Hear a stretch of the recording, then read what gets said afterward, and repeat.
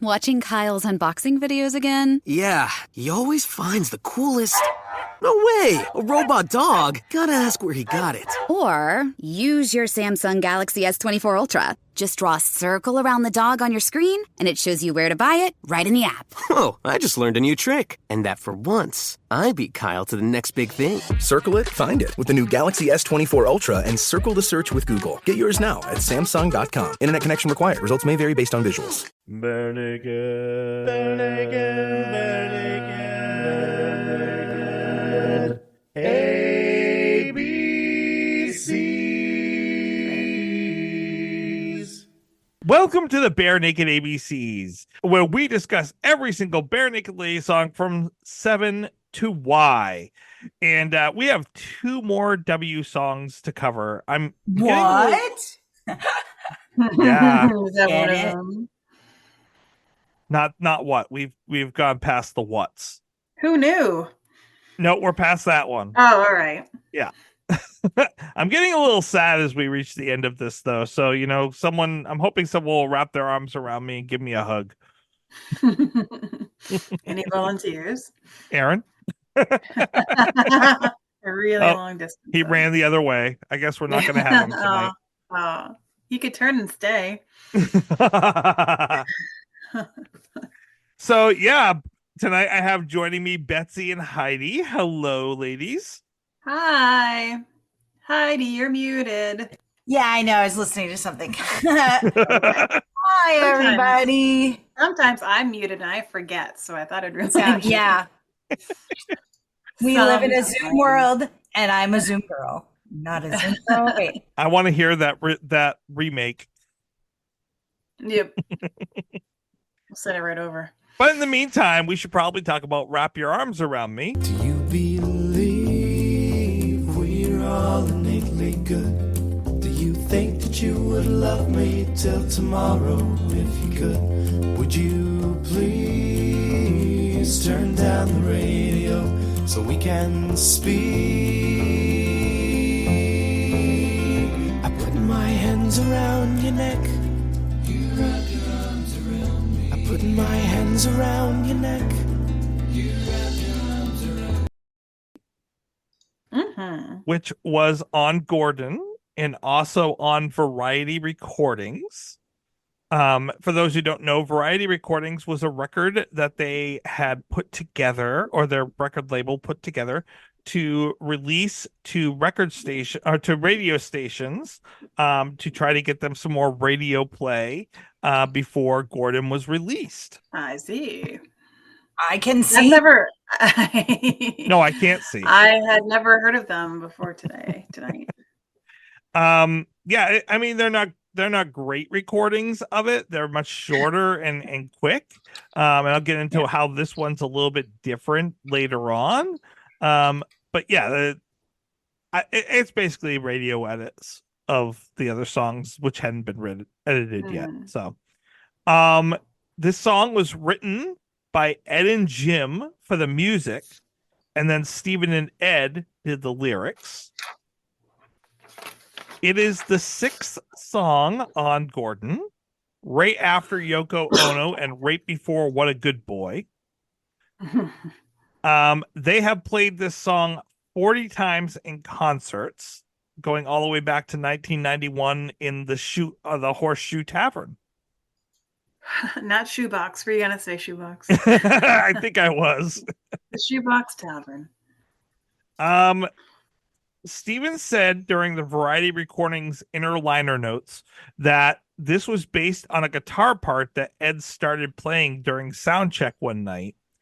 And it's a real challenge for them to perform something that's so intimate, but when it works, it's really beautiful and satisfying. And I wonder how much. I think that's a song, yeah. I want to say, I'm guessing probably, I know that he said the guitar part came first. I want to say probably a big part also was was Jim joining in and adding his parts in soon after, because like Jim's playing in this is beautiful and just like you can tell the jazziness of this song that this is definitely highly influenced by Jim. Yeah, I gave it a nice definition. It really kind of filled it out a little. Oh, I like the way you use that. Yeah, a good definition is definitely a great way to describe that. Yeah, and it really with Jim and Tyler starting the song, and then also Jim and Tyler, but also adding in the horns, which were not conducted, but written by Jim and Andy. Finishing the song, it really bookends this song really well. Bookends is also a good word. It is a good word. There's a word for that. There is a word for that. I wonder, so how did they outsource the trumpets? I wonder if just Andy probably knew somebody. Well, I think that this came in because they had used a number of horns on other songs on Gordon as well. Hello City. Yeah. And they had brought them in because they, Michael Philip Voyevoda knew everyone in the town at that point, and like they were just calling in favors left and right to fill this. So we have Chris Howells on flugelhorn and Catherine McDonald Stevens on bassoon, and Louis Melville on pedal steel guitar. And then we have Andy playing the triangle, the shaker, the tambourine, the cabasa, the mark tree, and the finger cymbals. Wow. That's Finger cymbals. a lot of tingly kind of things. By the way, Heidi, what is a mark tree? A mark tree is okay, so it's like a long you could also call it wind chimes. It's like a long bar, and they're graduated size, and so they go and they're very sparkly sounding. I heard that. It's like it's wind chimes. It's just got a bar and it's got things on the side. And what about Heidi, what's the kielbasa? The cabasa, I call it the kielbasa too. Also a fouché is it's you hold the handle like this, and it's circular on top, and it's got a metal side, and there are these metal beads, and so you play it by rubbing the beads against, so it's I've definitely so it's seen got that sound to it. I'm here for all your percussion questions. I wish that this was a video podcast, because the way you described that, yeah, we could make some extra money there. Yeah. Well, let's set up that Patreon. Yeah, let's set up that Patreon. Heidi, do you want to give us a breakdown? Yes. This, in my opinion, is I'll discuss this later, some of Ed's finest opening guitar work that we hear from him early on in the catalog. The opening really shows some amazing finger picking style. I have it in, I think,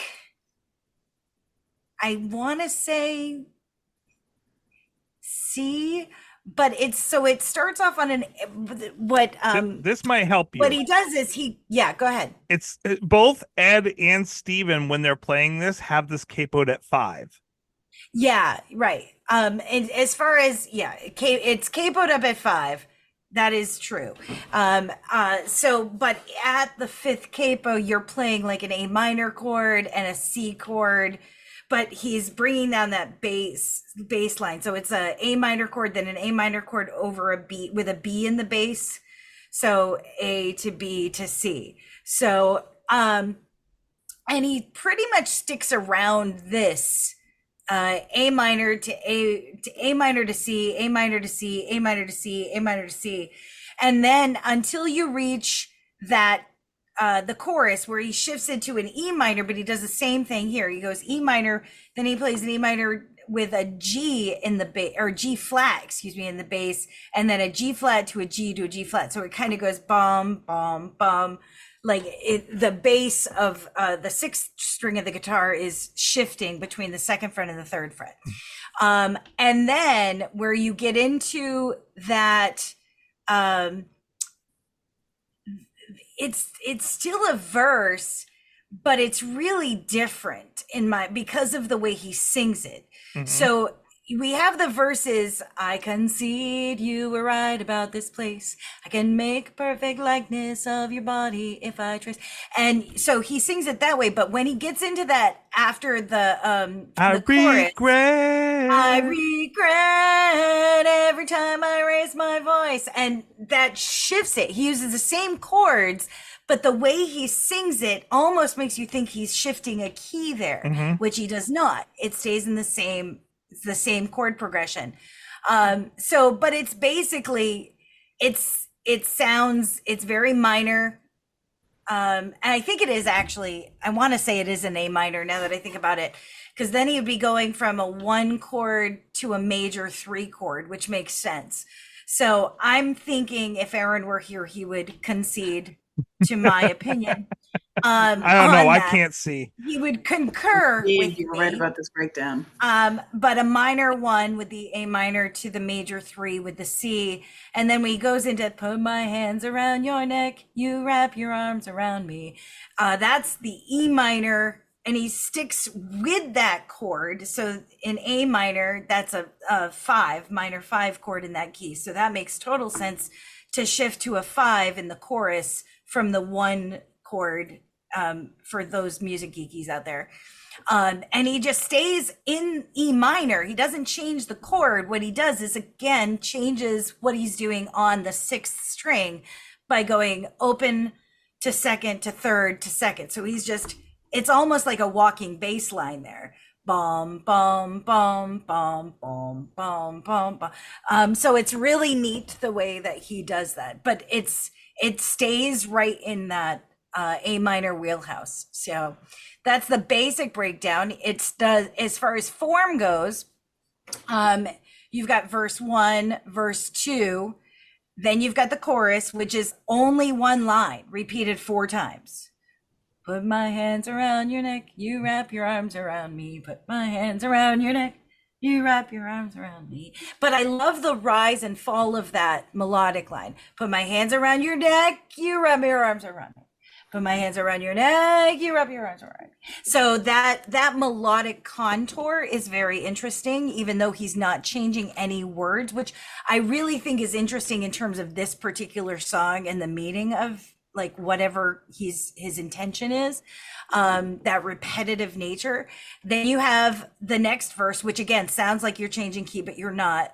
Then there's a little repeat of the intro, dun dun dun dun dun dun dun dun dun dun dun dun dun, that, and then he goes back into the original verse. That first verse has a reprise there. I concede you were right about this place. So it's really simple, but it sounds really, really not simple, mostly because of the brilliant guitar work and the other work of the other members of the band, and the harmonies. Oh my gosh, the harmonies are some of the greatest stuff we heard on that first album. I mean, these harmonies have got to be like one of the reasons that Paul McCartney said that he thinks that B&L have better harmonies than the Beatles did, because they are just gorgeous in this song. Pretty high praise, by the way. Yeah. And he also said I would sing and play with them anytime, and that's never happened. Sir Paul, we know that you listen. That has yet to happen. Well, I mean, there's not much time left at this point. Well, everybody's still alive.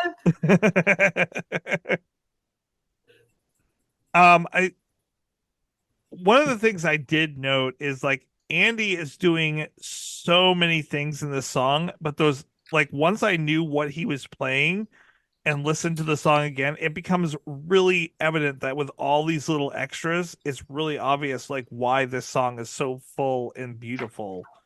Oh gosh.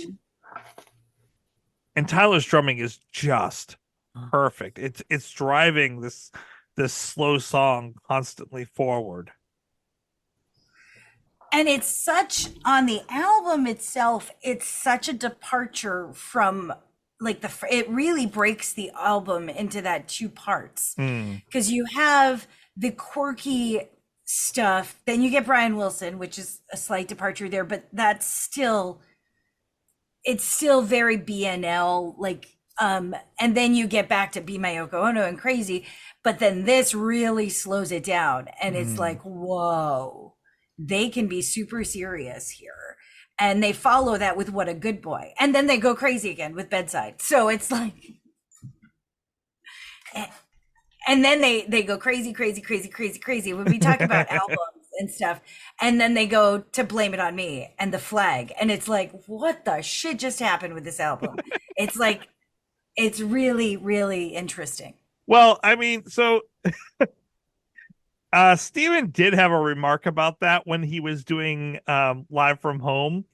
And the first time he played this song, he did the whole Gordon album.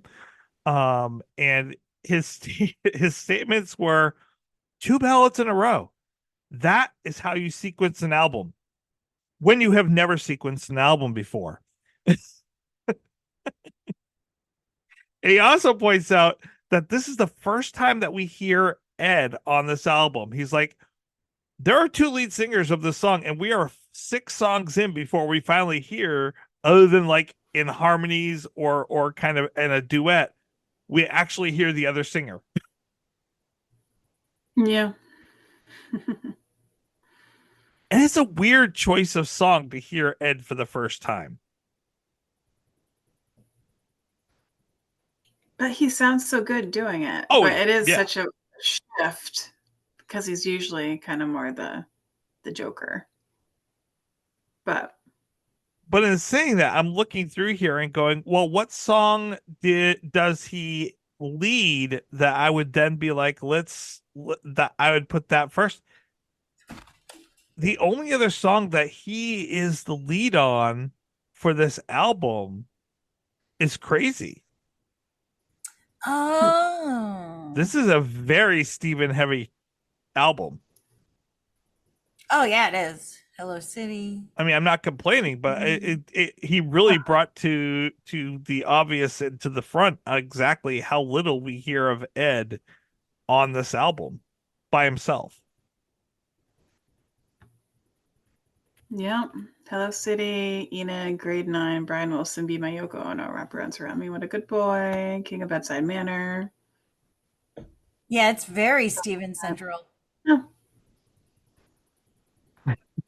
I'd never realized it before, but wow. But Yeah, me either. But in this particular song though is so different on this album in the amount of different instrument, like the variety of instruments we hear on it. If you listen to this with headphones in the dark, I know, sounds creepy, right? But I'm reminded of like the first time, and I think I've discussed this on the podcast before, but the first time we couldn't afford like stuff when I was a kid. And I got a knockoff Walkman for Christmas one year, and like one of the cheapo versions. And I was listening to what was the album? It's a Phil Collins album, solo album. And I was in probably 7th grade. And there's a song on that album, I think it's The Roof is Leaking. And the roof is leaking and the wind is howling. Kids are crying because the sheets are so cold. I had it on with those crappy headphones back in the mid 80s, folks. We didn't have the crazy good sound that we have with earbuds and AirPods and those things today. But I put those on when I was going to bed, and I remember just my mind was blown at some of the other things I could hear because I had shut out the light and I was just focused in my ears. I couldn't hear anything else. And it was one of those magical, like, what do they call it in that movie with the characters that are like a core memory? Yes. It was a Inside core, Out. Inside Out. That's a core memory for me. I'll never forget that little 7th grade girl sitting with, who listened to Phil Collins as a 7th grader in the mid 80s, like especially those early albums. I was going to say, by the way, that's Face Value, his first one. Face Value, that's right, because that was the first cassette tape. That's right, thank you. First cassette tape that I had, and I listened to that over and over. And when I listened to this again, I listened to it the last couple of days with headphones, with my earbuds in, and listening to that shift with the flugelhorn into that like kind of jazz sound, it brought me back. That whole section with all that was going on with what Andy was doing, with the variety of percussion things and just the harmonies. And also, for some reason, the way they mixed it sounded so like it was bouncing off the wall. It had a reverberation to it when they hit those harmonies that was just so disturbing and so real. And so this song has always stuck with me.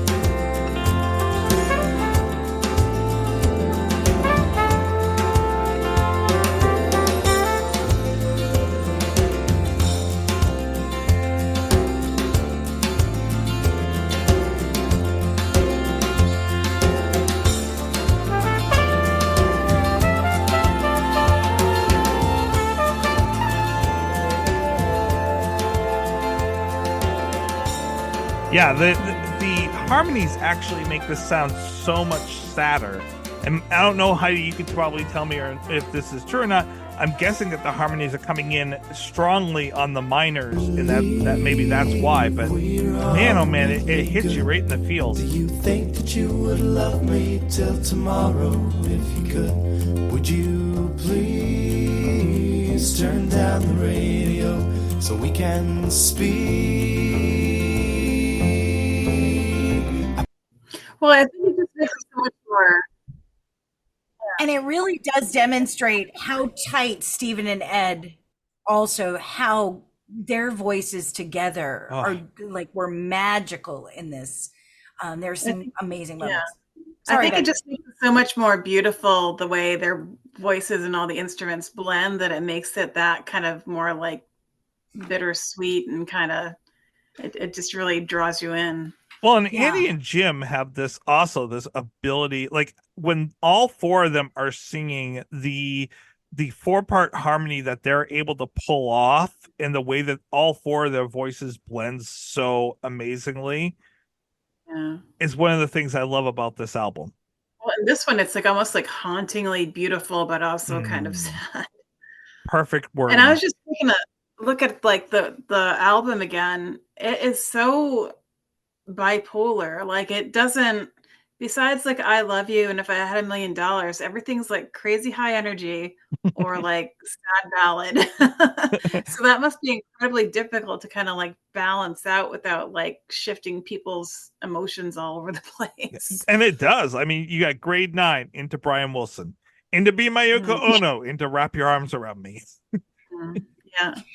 But there's also such a great ebb and flow. I like, especially like this mark right here in that 320 to 340 section, where you've got Jim on that bass line, and then the flugelhorn is subtle, and that's the thing, it doesn't overpower, but then Ed brings up the acoustic and it just marries each other. Flugelhorn's almost like a bird flying over or something. Very It's like just poetic and so poetic. That's such a great word for it too, Betsy. Like you're nailing the words tonight, my friend. But it just puts you in that zone. Like it's not like, jam bands like Grateful Dead, Dave Matthews and stuff where they can go on forever. Like that little section, you're like, oh my gosh, I just want that to just keep going and fade out. Like it's just so good because it's not one trying to be the best or one that's the main. It's just working together, and they're almost like they're just playing off from each other and having a conversation. Like the flugelhorn is having a chat with the guitar player. It's almost like they're characters within the story. And then Tyler is so brilliantly subtle, and the bassoon. I mean, it's just it's a really magical. That 20 seconds or so is, I think, my favorite in the song. Well, and you don't get the flugelhorn really doing a full solo until it's already starting to fade out, but then it makes you really want more. Like, give me more of that. I want that bassoon and flugelhorn going. Yeah, it's like a little jazz improv thing going on. Yeah. I dig it. It's almost a Brothers Cregan song after that fake ending that happens around the like 3.5 minute mark or a 3 minute mark. Like there's this fake ending, and then the outro comes in, and I'm like, I could just listen to a whole album of just that. Yeah. And then we do, if you ever listen to Brothers Cregan. To be continued.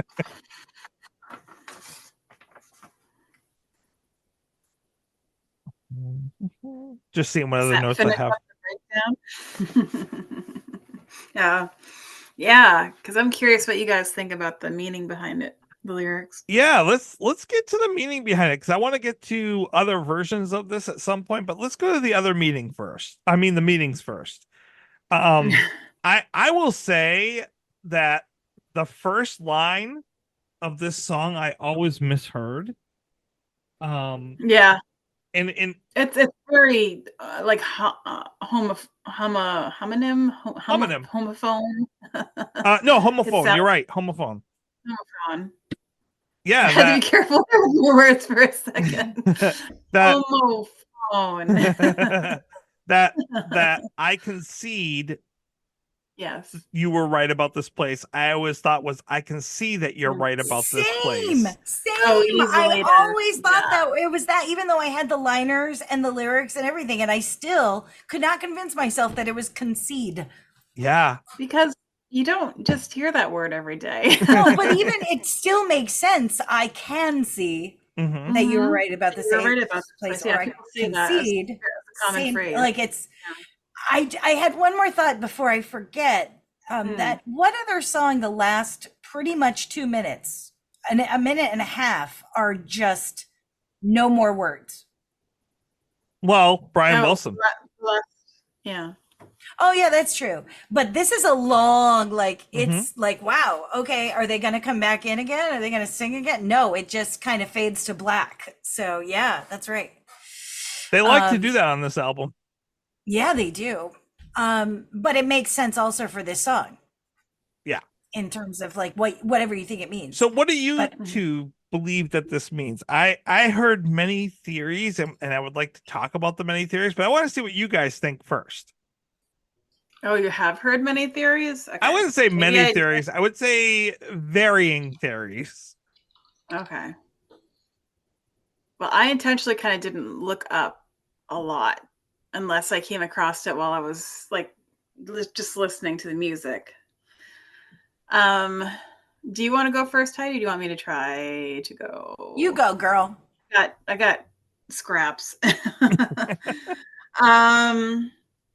So the narrator, whoever this is, he makes me wonder if he had a rough upbringing, because in the second verse, it says, it sounds like he's like questioning his worth when he says, "Do you believe that we're all innately good? Do you think you could love me till tomorrow if you could?" And then turn on the radio so he can speak. So like he wants to be heard, he wants to be loved, he wants to be told that he's good. So it makes me think like somewhere in his childhood he wasn't told that, or he had a rough childhood or an abusive home or something. The whole put your hands around your neck, like it sounds like that's something like he's been conditioned to do, or something that's been done to him that's been normalized, like that's what you do in your household or something. And then where she puts her arms around him, she's like supporting him and loving him through whatever mental strife he's going through. So it seems like this kind of tortured soul that's trying to have a normal relationship, a healthy relationship, but he keeps like fighting all these like demons in his past. So I don't know if it's like a PTSD thing of a guy that's trying to be in a healthy relationship. And he's trying to like, that self-talk that's in your brain that doesn't shut off. It seems like it's not shutting off for him, despite how much he wants to be like in a loving relationship, I can kiss your eyes, your hair, your neck until we forget. So that makes me wonder. And also, I used to work in a mental health facility, and a method of restraint is actually literally putting the kids, you get behind them and you put their arms around themselves and you hold the back so they don't hurt themselves. So it's, I don't know. There's like a lot of, obviously, I mean, I don't know what their actual intention is, but it just sounds like a lot of mental health struggles going on with this guy who just wants to be happy, essentially. Okay. I would say that's the middle ground of what I've read so far from people. Okay. Heidi, what about you? It's complicated. This song is very complicated. I think it could be taken a few ways. Like, I've always thought it to be definitely a troubled relationship kind of song, where very much like Stephen has demonstrated in a variety of his lyrical writings. But like, he knows the woman he's with. Like, that line, I can make a perfect likeness of your body with a trace. It's not like Your Body is a Wonderland by John Mayer, where it's like, it's a similar imagery, but very different. Like, at first you're like, what is he talking about? I can hold you till you turn out the light and I can't see. I can't see what I've done to you. I can't see the marks on your neck. I don't see the marks, physical and emotional, that I've made on you. But yet we as women always, no offense, Trace, I know you're in this field, always try to, we're going to fix him. Like, we think about like the domestic abuse situations, which I grew up with a lot of that. And well, he'll change. He said he's going to change. Do you believe we're all innately good? Do you think will you still love me tomorrow? There's that little glimpse of the Ronettes there. Do you think that you would love me till tomorrow? Would you please turn down the radio so we can speak? Because she's trying to drown out that stuff and just focus on, I don't, like, that one is the one that I can't quite wrap my head around. But yeah, a lot of people feel like I wrap, put my hands around your neck, you wrap your arms around me. Like, I want to strangle you, but you're going to hug me into submission. You're going to hug me in hopes that I won't be angry anymore, in hopes that I can fix you, in hopes that, that my love for you will overpower the negative stuff that you're giving to me.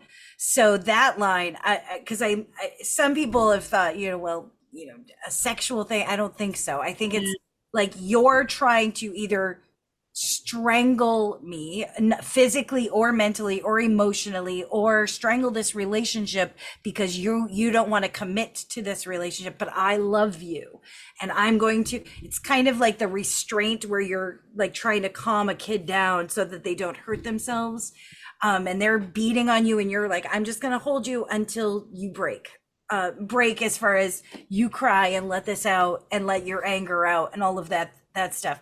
So I kind of thought about it that way. I'm giving you this anger and violence, and you're just continuing to give me love because you believe I'm innately good. You believe in the good in people. You believe that I can be fixed. Or I not fit, you know what I mean? Like, he says he's good. I can change him. I can change him. My love for him will change him. How many times do we see that in friggin' Disney movies or movies? Like, my love is so great that it will make him a good human. Beauty and the Beast, for Christ's sake. If I love this person enough, they will not be angry anymore. Because then when he goes, I regret every time I raise my voice, it's that whole, oh, I'm so sorry. I'll never do it again. Oh my gosh, I'm sorry. I'll never do it again. The abuser goes too far every time and then walks it back. Bangs on the door. Honey, let me in. I didn't mean it. I wasn't mad at you. It's not you. And it wouldn't be that bright of me to say I had no choice to raise my voice, because you know better than that. You know that I'm like, that's just me. And I can kiss you, I can make up to you, I can bring you flowers, I can, make dinner until you forget about that moment, but it's going to happen again. Because it always happens again.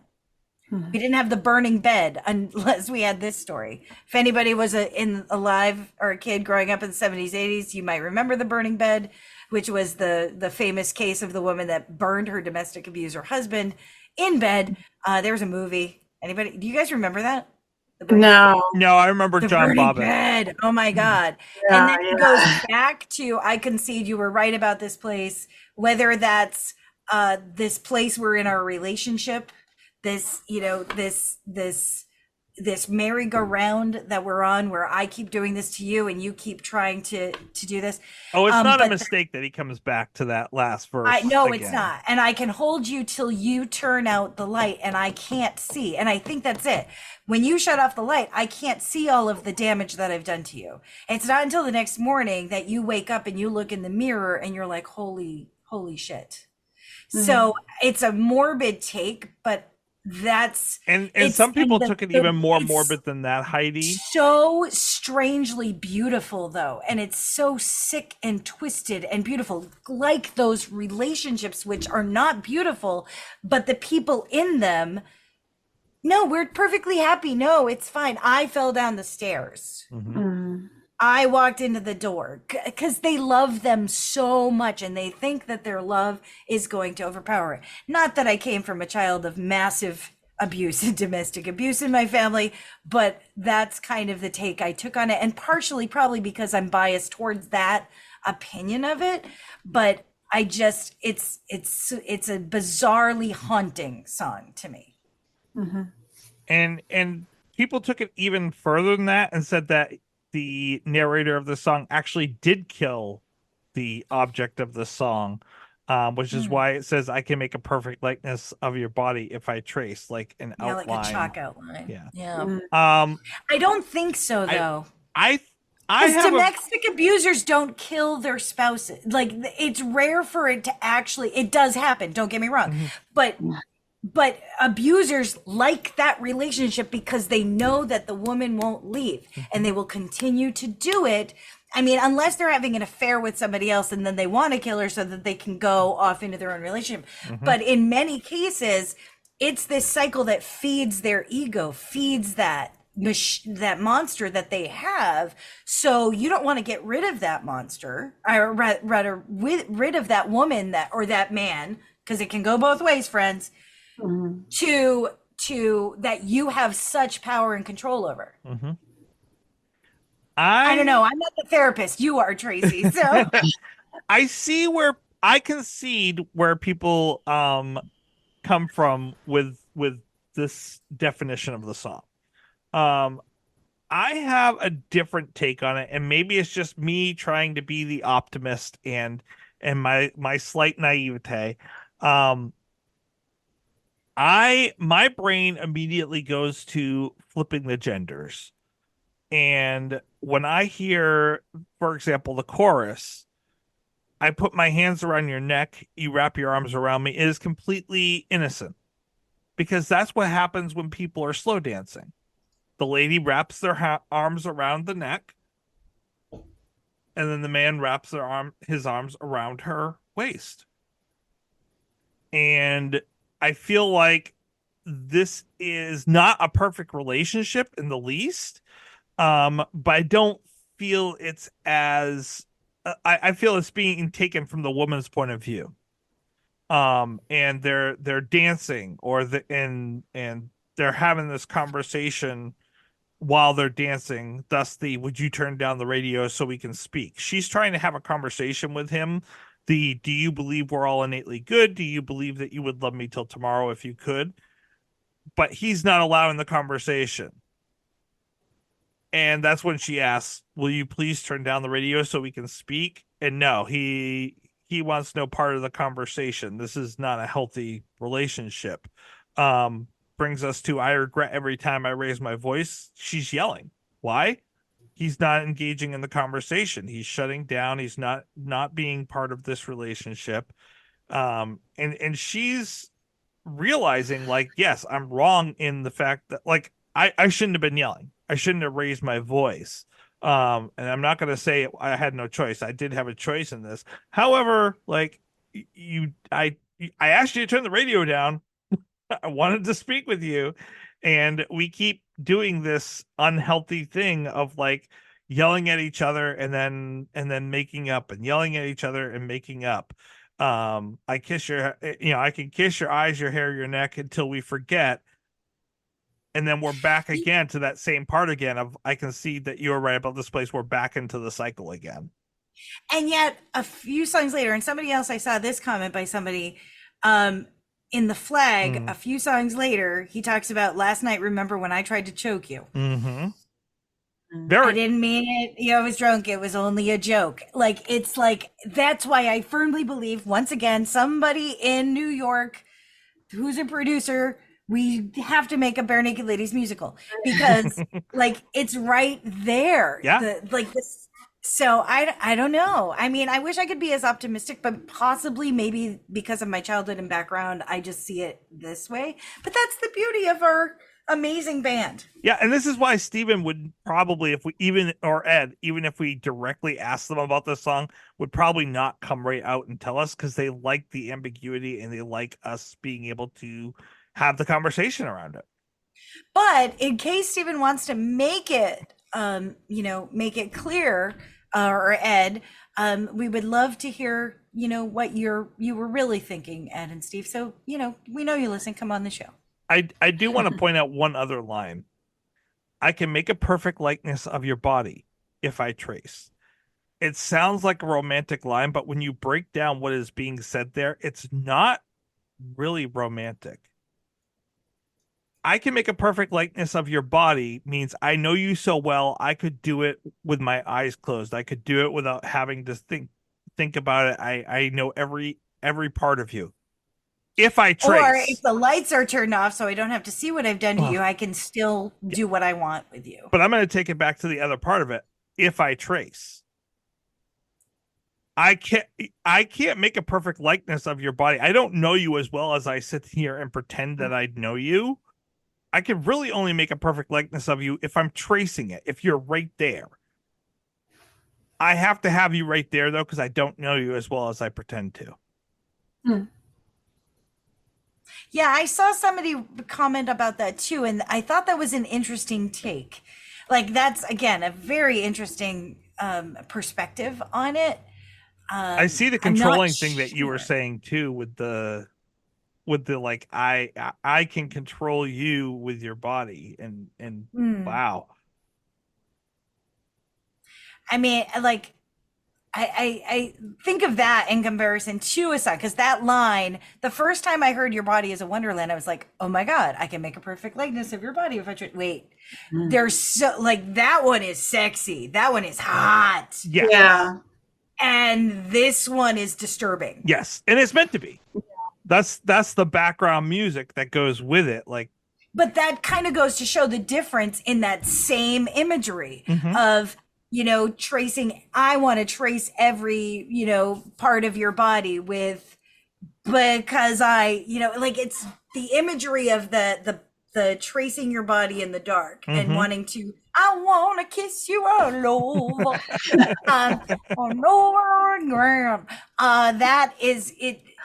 It's that beautiful, like, romantic, and it's the kind of disturbing. I don't know. It's hard for me to wrap my head around that dichotomy. Because you think, sexy time, but this, I don't think. Not this one. It's more of a power dynamic than it is a romantic dynamic, in my opinion.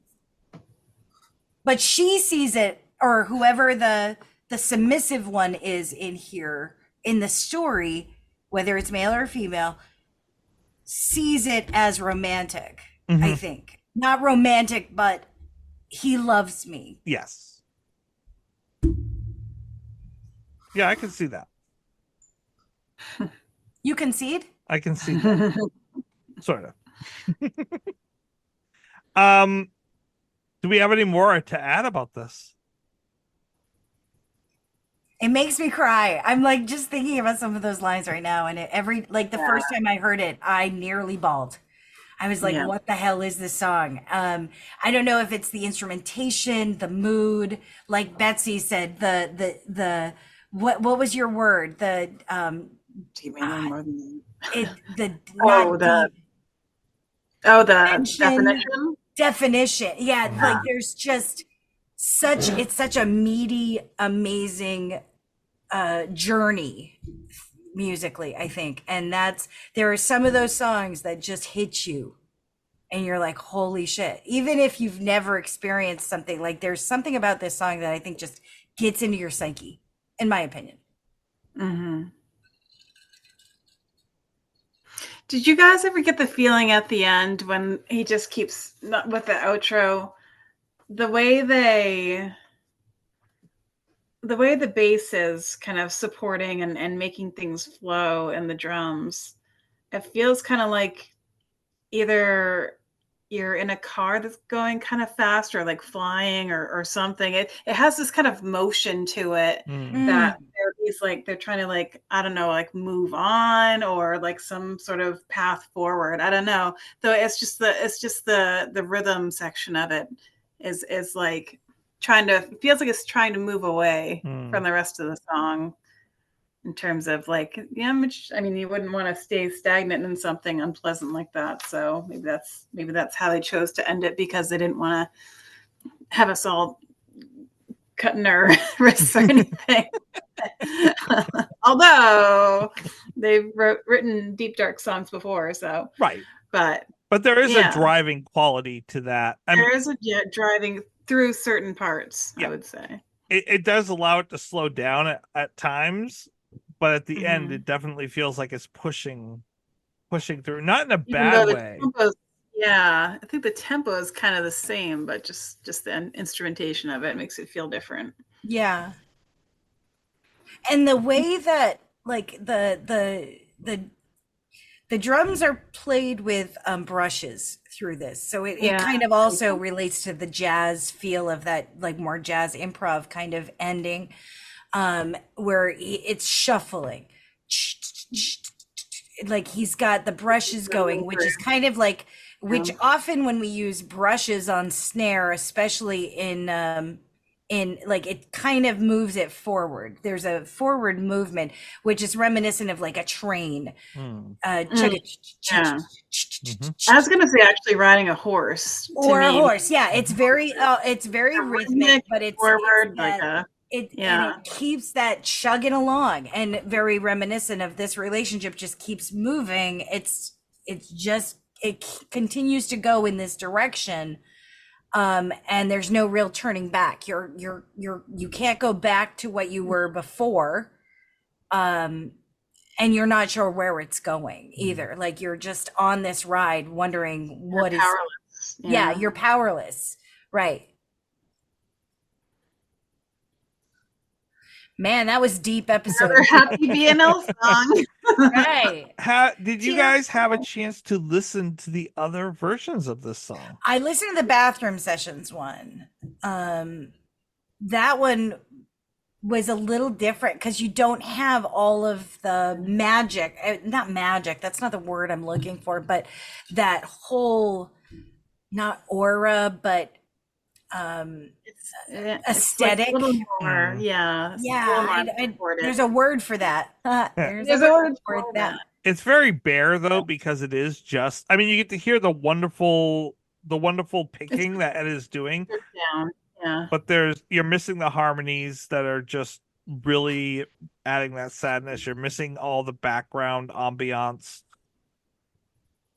I really love the effects that the Live from Home version had on his guitar. Believe we're all innately good. Do you think that you would love me till tomorrow if you could? Would you please turn down the radio so we can speak? That was gorgeous. Like echoey guitar.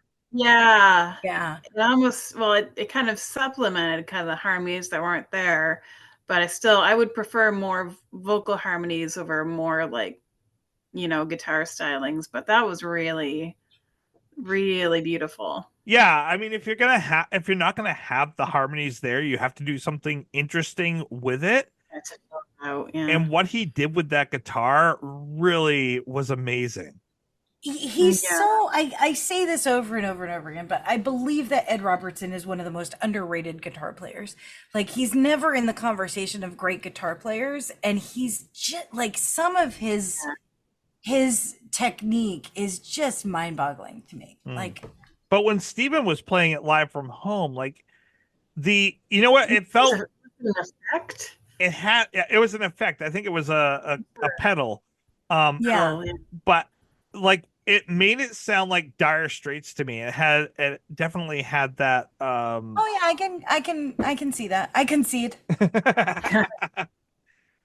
Which is a neat way to go if you're gonna. And he also did something different with the bridge and the outro.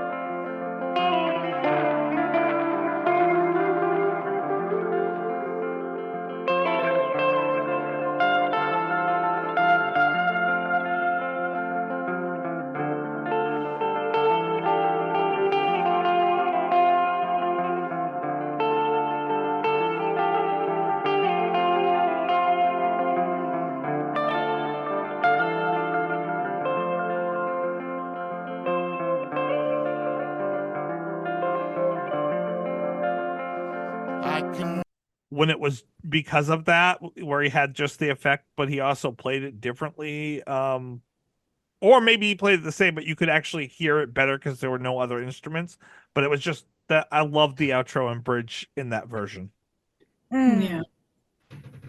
The Variety Sessions version is 1.5 minutes shorter. And that's because it's actually a little bit faster. I'd say it's about 1.25 faster. Do you believe we're all innately good? Do you think that you would love me till tomorrow if you could? And it's stripped down, so there's a lot less instruments. And also they cut out all the horns, so it just ends with the drums at the end of that. Yeah, I want that outro back. Yeah. And that's the radio edit version? Yeah. Yeah. I would never listen to that version. I know. Not if I had a choice. Never again. I've done it. Done, over with. Been there, done that. Hey folks, Stefan Shirazi and Renee Richardson here from the Metallica Report. And we are proud members of the Pantheon podcast family, where the best of music and podcasts unite. We've got something pretty cool for you. We are giving away a VIP Metallica merch package worth over $250. That's a whole lot of Scary Guys, Skulls, M72, and other sought-after Metallica swag. And we've made it easy for you to win. Follow and share the Metallica Report, and you're in the game. Go to pantheonpodcast.com/Metallica. Enter your email and hit that button to be entered to win. And just like that, you're eligible for our monthly Metallica merch VIP package. And guess what, metalheads? You can enter every month, so just do it. And while we love our global brothers and sisters, this giveaway is US only. Well, guys, should we give a rating to this? I'm trying to think what a good rating system would be for this, a good meter. Not too morbid. Arms? How many arms? That sounds like low hanging fruit. How many? Concessions? Because you concede. So how many concessions? Okay. People think of concessions differently with that, though. Yeah. Snack. How many snacks are we going to give this? How many flugelhorns? Oh yeah, I love a flugelhorn. Well, I'll go with that. A lot of flugelhorn these days. Let's give the flugelhorn some recognition. All right. Give the flugelhorn some love. Let's give this how many flugelhorns and or bassoons, because you don't hear bassoons in rock music very often. No, you do not. How many flugelhorns or bassoons do you give this? And I'm going to start with you, Heidi. This song is by far a 5 for me. I Wow. already kind of went into many details as to why. But again, what a departure from this is where we first really start to see Brian Wilson, yes, but Brian Wilson is still quirky in a way.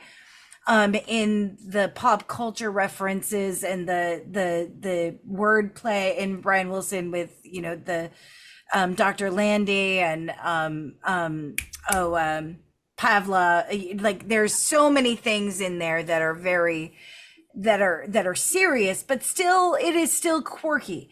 This is where we first really hear them getting serious, and it is disturbing. Like I said, I've already said all of the reasons, but this is a 5 for me. 5 flugelhorns because it has a flugelhorn and a bassoon. From a band geek, that's like, and it's got enough food, it's got a cabasa, and it's got a monkey. Like, for a band geek, this is like a treasure trove of a cornucopia of musical amazingness. So yes, for me, it's a 5. Betsy, how about you? I think for me, it can be like a difficult song to listen to emotionally, but it's very beautiful and it's very well done, and the layering of the harmonies, and like you said, Heidi, with all the extra instruments brought in, it evokes a lot of feelings. So it's I mean, obviously that takes skill and a good musician to do that. So do I score it based on how well they evoke those feelings or how it makes me feel? I don't know. So it's not on a playlist of mine because it kind of bums me out unless I have like a bum out playlist. So I think I don't want to like, punish the song for for bumming me out because it is really good. Um, but that being said, it's not everything I come to BNL for. I usually there's some element of humor or something I come for too. But it is a gorgeous song, so I think I'd give it a 4.2. Okay. All right. 4.2. And I agree with you, Betsy. I struggled with that when it came to the flag way back when I Yeah. was discussing the flag. Like, is it something I listen to often? No, I don't search it out, but it is gorgeous and it evokes every single emotion that it's meant to evoke. Like, how do Mhm. you rate a song that does that, but the emotion It's is really messy. making you feel bad? Um, I struggle with that as well. Like when this song doesn't hold a special place in my heart. And I forgot how much I enjoy listening to this song until I listened to it. I mean, it's a beautiful ballad, um, a very melancholic ballad, Mm. and I don't think like I was like before I listened to it this week, I was considering, well, should I just when we reorder this, should I just take the song off the list and put something else in? Like, should I get it off the album? And then I listened to it the first time this week and every time after that, and I'm like, why would I even consider that? And I think the melancholy and the emotions that it evokes from me makes me forget about this song and how powerful it is until I listen to it. And because of that, it's too important. I could never get it. I could never take it off this album.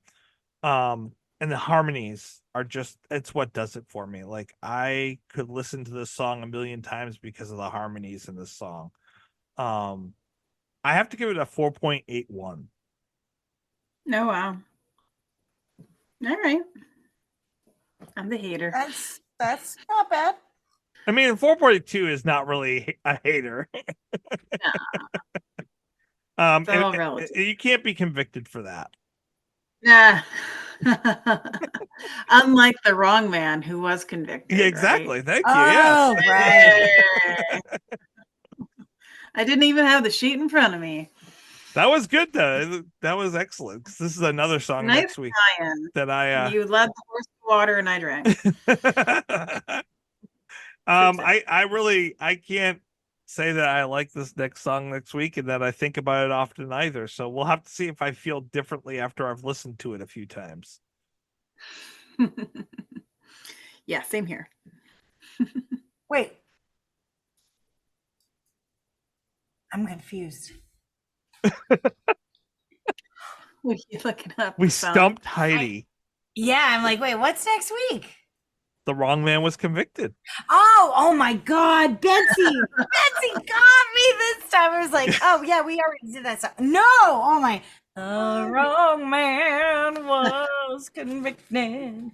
The wrong man lies beside you and waits for you to wake. I love that section.